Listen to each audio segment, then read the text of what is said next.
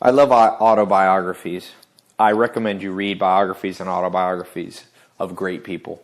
And I was recently reading the autobiography of someone who I think in many ways, whether you agree with everything he did, man, he accomplished a lot. He accomplished literally every dream he ever had. It's the book Total Recall by Arnold Schwarzenegger, his life story. Man, what an amazing person. Here's the recap of Arnold's life. If you're a guy listening to this, I think you'll really appreciate it. A woman will too, but a guy will really understand. I mean, okay, so you're 21 years old. You're Mr. Universe. You then win 7 times in a row. You're the strongest man in the world, basically. Best body, buffest guy in the world. That's pretty cool. That you have, guys think you're awesome. Girls think, want to feel your muscles. So this is this guy, Arnold. He always dreamed about being strong. Accomplishes his goal. By age 21, he's the strongest, #1 bodybuilder in the world. And he holds that position all throughout his 20s. Then, his lifelong goal was he wanted to leave his hometown of Europe and Austria, and he wanted to come to California. Sure enough, in his 20s, he lives out his goal. He moves to Hollywood, California, Santa Monica, here at the beach. Then, he has a goal. He wants to be a millionaire, self-made millionaire. So, he starts learning real estate, buying real estate in Santa Monica. He starts a little mail order business teaching people how to be healthy and lift weights, instructional weights, all this stuff. Starts that business. By 30 years old, he's a self-made millionaire. This is way back in the 80s too. $1 million was a lot of money back then. Then he has this dream, he had been in a few films in his 20s, but he's like, I'm going to become an actor that makes $1 million a movie. Starts in the movie business. Boom, one movie after another. Boom, boom, boom. 35 years old, making $1 million a movie. That's a lot of money back then. Very few people had ever done that. Then he's like, forget that. I want to become, the highest paid actor of all time. Sure enough. But in the next 5 years, Terminator, he makes like $29 million to be in one movie. He makes Twins. He ended up making $50 million from that movie, personally. Accomplishing his goals. He then wanted to get married and had a family. He married an amazing woman. Then, he married into the Kennedy family. Had 4 children. Then he's like, I want to get into politics. And he couldn't become the president because you have to be born in America. So he gets the highest office you could have besides the president. One of the highest offices. He becomes the governor of California for 2 terms. Changing the world. And on top of that, he had a vision of changing the world, making people healthy. Where do you think lifting weights became popular from? From Arnold Schwarzenegger. I mean, he was on the George H. Bush's panel for fitness, bringing fitness to school children. Gyms, he worked with Joe Weider, and the Gold Gym group, and he took, bodybuilding from like a little weird thing to just like there's a gym on every corner. People were here lifting weights. He changed the world for better. And he made money. He had the respect of presidents and musicians and politicians and celebrities. And, he made hundreds of millions of dollars doing what he loved. I mean, this is a successful man. Now, you may not have the same goals. I don't have the same goals. But I respect what he did. And I don't know of many people that were better at setting a goal and accomplishing it. If I was 1/10 of Arnold Schwarzenegger, potential to accomplish my goals, man, I will be a lot happier than I am now.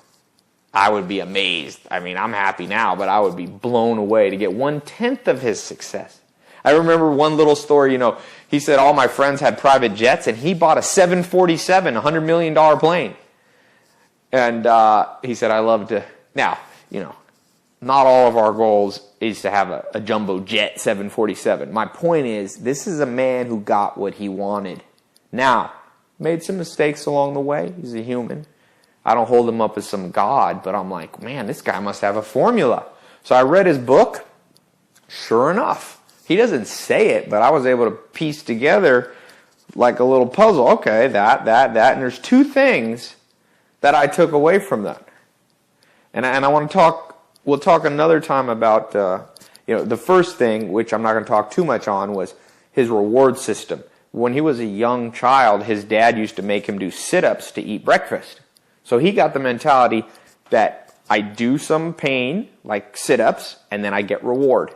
And he learned to love the pain because he always saw a reward. So his dad did him a favor.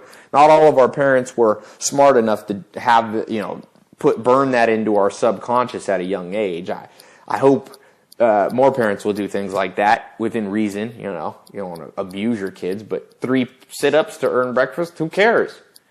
Look what it did for Arnold. Made him one of the healthiest people ever. A man who influenced the health of millions and maybe 100 or more million people's lives. Now, the real takeaway that I want to talk about now was he said he figured out in anything he wanted to do, it was just about reps and sets. Now, for those of you who don't know bodybuilding very well, reps and sets just mean like if you're going to do sit-ups, you do 1 set of 10 sit-ups and then you rest. And then you do another set of 10 sit-ups. And you do that, let's say 4 times, you did 4 sets of 10 reps. So you did a total of 40 reps divided into 4 sets, and that would be his stomach workout. Well, he figured out, man, if this works in bodybuilding, maybe this works in business. Maybe this works in politics. Maybe this works in movies. And sure enough, he said, man, I had the magic formula. He said, when I wanted to learn real estate, I looked around and I was like, I'll just do more reps and sets than everyone. He said, when I wanted my muscles to be big, he's like, I'd do 1,000 sit-ups. It's hard to compete with a man who does 1,000 sit-ups. It's hard to have a stomach that looks better than someone who does 1,000 sit-ups. He just outworked everybody. He said, when I want to figure out real estate, real simple. All I did, I started looking at real estate, started reading books, started spending 8 hours a day with realtors, going from property to property, examining property, learning the words, learning the contracting, learning the vocabulary, talking to bankers. And he said, sure enough, I did more reps and sets than most people, and all of a sudden I knew real estate. And then he said, I wanted to become an actor. And he's like, man, I had this accent. I couldn't say my lines. He said, I'd spend 4 hours a day saying one line over and over and over and over. Reps and sets. Just do more reps of his lines. He said, I had to learn how to ride a horse on Conan the Barbarian. He said, I got up on that horse and I would get on and off, on and off, on and off, practice, practice, practice, practice, reps, reps, reps, reps. Next thing you know, he's the highest paid actor in the history of Hollywood at that time. Then, after that, he wants to become a politician. He said, I didn't know everything about politics, but I just outworked everybody. Once I got on my mind, I hired people, I read every book on politics, I started forming committees of smart advisors, talking to them for hours and hours, and I just worked at it. I worked reps and sets. So for you, make no mistake, success comes from skill. And where does skill come from? Reps and sets. To borrow a phrase from Arnold Schwarzenegger, reps and sets. There's an interesting book where a scientist, it's called Bounce, and it's about the myth of talent. There's a myth of talent. Oh, that boy's so smart. And if you try to argue with that myth of talent, they'll be like, people will be like, what are you talking about? What about Mozart? He's playing the piano, amazing musician, the harpsichord, these at 4 or 5 years old. Well, the answer is, these guys' father, some of the great musicians were great musicians. I believe it was Mozart. His father was one of the top violin players. And guess what? He started training him at 1 year old. So by the time he was 5, he had 5 years of practice. Practice the piano. Anybody who's listening to this, 8 hours a day for 5 years and see how good you are. Get a good teacher so you practice well, who shows you how to practice. And then do it for 5 years. You'll be really darn good at it. So the question this book Bounce talks about is, what is talent? Is there a myth that there's talent? Obviously some people have skill, but isn't it ironic that in pro basketball player, you could say, well, pro basketball player like Kobe Bryant, he's just tall. Well, no, there's a lot of tall guys in the NBA. Not all of them are as good as Kobe Bryant. But guess what? Guess who practices the most? 800 made shots a day after practice, Kobe Bryant. So is he the most talented, or does he do the most reps and sets? There was a man in Eastern Europe, and he got this into his mind that talent is not really something you're born with. It's a myth, and he wanted to prove it.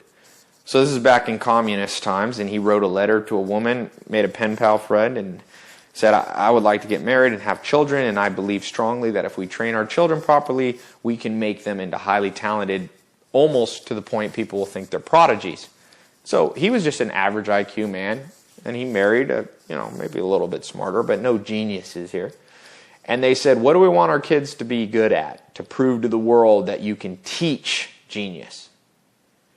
You can teach skill. It doesn't come naturally. And they said, well, if we do a sport and they're good at it, everyone will be like, oh, they're just physically skilled. So they said, we can't do a sport. How about chess?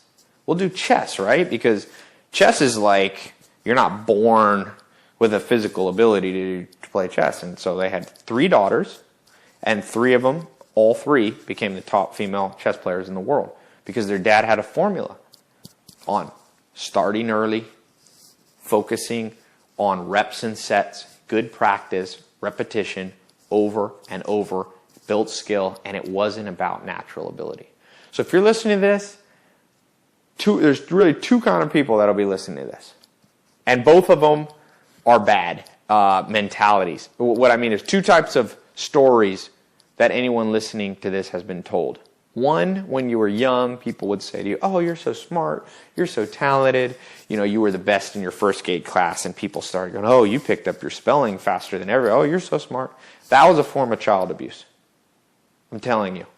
Do not reward kids for non-merit based things. I'm not saying that you shouldn't reward your kids, but instead of saying, oh, you're so smart, how about saying, such a good job that you worked on all these math problems and got the answers. Little word change, big difference in meaning. So if you're listening to this, you might have been that kid that was rewarded. Oh, you're smart. You are going to make it in life. You're good looking. You're da-da-da-da-da. That's a form of child abuse. Try to erase that from your mind. Start to go, no. That's not. That's going to actually, that's why in high school, if you notice in most high schools, the kids that were like the best, most popular in high school turn out to be losers. Why? Because they thought they had it made. They're like, I'm great in high school. Why work hard? They end up, absolute losers later on in life because they don't realize they need repetition. They need reps and sets and practice to build skills. Now, there's others of you who have been told the opposite. Oh, you're not as smart as your brother. Oh, you're not the smartest kid. Ah, blah, blah, blah, blah. Well, guess what? That's a form of child abuse too. Because what they made you feel like is it's a lottery and you weren't born with it. Well, it's great if you're not born with it. Warren Buffett says if you have over 130 IQ and you want to be rich, you might as well sell the extra IQ points. You don't need that much. You don't need that much. So if you have average or slightly above average intelligence, you can make it. You're going to have to work hard. Reps and sets. Stephen Hawking, number 1 scientist of the last 500 years, was not that talented for a long time in school. No one, when he was 12 or 13, thought he'd be that amazing. Reps and sets. Working at it. Now, all of us are not going to be the next Michael Jordan, even if we work on it. That's common sense. I'm not suggesting you can I could have worked my way if I had played basketball 12 hours a day and practiced that I would have been in the NBA. We all have our limits. All right, so obviously you want to work in something you have natural ability, but when I say natural ability, it just means a potential. And then you better work hard in it. If you come to Hollywood and you want to be an actor or a model, I don't care how pretty you are and that you were the best actor or model, you ain't going to make it in this town if you're not really, really, really, really skilled. If you want to make it in business, I don't care what you think about positive thinking, how you're going to make $1 million and how you've already written yourself a check for $1 million. All these little mind tricks, I have no problem with them, but that's 1% of the game. 80% of the games is reps and sets. Build skills. Massive amounts of skills. How do you build skills? Just like Arnold Schwarzenegger. More sit-ups. Make sure you're doing sit-ups the right way, though. That's what we'll talk about later, how to have mentors come into your life to make sure you're practicing right. Michael Jordan played basketball with a coach watching him, just to be sure he didn't mess things up. But he did a lot of reps and sets, a lot of reps and sets. The better you want to be, the more commitment you need to reps and sets. Over and over and over. If you're doing something you love, though, it'll be fun. So it's not like I'm trying to punish you. I'm just telling you hard facts of life. You want to make $1 million? You're going to have to build skills. You're going to build those skills by practicing over and over and over again.